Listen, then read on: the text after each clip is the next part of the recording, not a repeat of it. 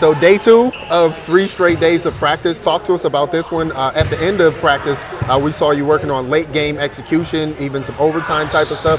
How important was that? Yeah, I mean, we haven't been able to do it in a long time.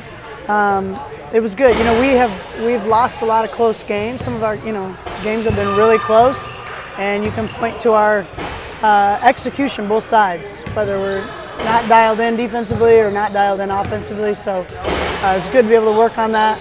I would like to carry over that intensity. Like once they knew, it was overtime, then they're playing like their hair's on fire. We need to bottle that up and play like that more often. There was a point towards the end of practice where your former WNBA player on your staff, Danielle Robinson, said, we got to keep playing, like the game's not over. Yeah. How important is a message like that from a player like that? Yeah, and that's what D-Rob brings. She's been a great asset.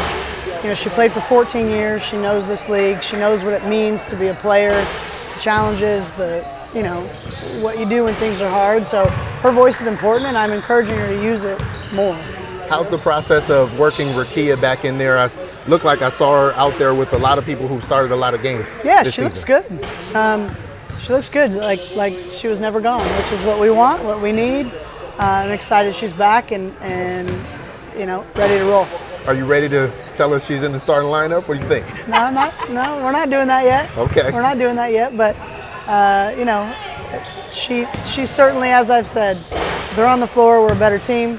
We need her to play. I want to piggyback on what John said when he was like, Coach said you have to play through it. How much of that is them just really getting into their emotions during the game? Yeah, and I think that's when we talk about next play and toughness and mental toughness. That's the key. Like you cannot be mad or distracted by what just happened. You mentally tough teams, the best teams that consistently win, they don't sweat what just happened. You can't fix it, you can't change it.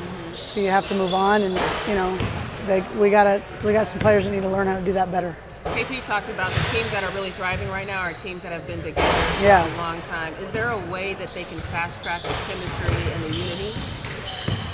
I don't think you can. I don't think you can fast track time, but it'll come, and I really believe that we're really close to having that breakthrough moment where it just kind of is clicking. And I'm not losing sight of the process in that and not freaking out. It's early, and there's a lot of season left, and I want to be peaking in August, not May. Yeah. I'm going to sneeze, I'm sorry. It's probably loud for you. 2 at a time. My dad sneezes. That's all good. KP and De'Erica, do they really kind of coach on the floor as well? Yeah, they do, and they'll talk amongst themselves too. And Azure does that, Odyssey does that. So we've got a lot of vets that have played a lot of minutes in this league, and I want that. So if they can figure it out on the floor without me, that's even better. With 3 days of practice this week, what do you want to see in Friday's game to know that all of this time and effort and everything you're putting into it was worth it? I think our execution, if we can execute better on offense, in terms of really understanding what we're trying to get, the right person taking the right shots at the right moment, and then just defensively, executing is one word for it, but we lost to Phoenix because we failed to execute defensively. Right.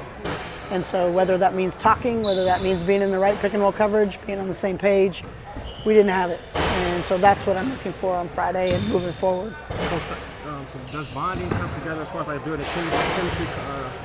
Rickea talked about how you guys play cards and things like that. How does that translate to the court? Well, I think over time it just translates when players are comfortable with one another, and there's that trust. You can't just build trust in a day. And trust, means I got your back on defense. It means I got your back off the floor. All those things, and that just takes time. We try to. This is our job, and our job is to win as many games as we can. But if it's not fun, it's hard to come to work every day, right? So if you got to enjoy the people you come to work with every day, and we try to foster that. Coach, you're still sick. You sound a little bit better today than you did yesterday. What's your home remedy? Well, I've been drinking more tea than I typically would prefer to. I'm not a big tea gal, but I have to admit that honey and lemon, it does work, even though it's not my drink of choice, but I'm drinking it at practice. I'm getting there. I'm getting there. All right, lots of rest. Too. Yes, doing that too. Coach, Dallas is 1-7. What makes them so dangerous? Well, they got one of the best scorers in the game with, Rickea. She can go off for 40, and so we got to do a good job containing her. That I feel like they've been very close in games too, and so I'm sure both of us are desperate to get over that hump. So every game in this league for us right now is really hard. At the very least, rebounding has been a little bit better in the last 3 games. It has. We've gotten better. Transition defense has gotten better.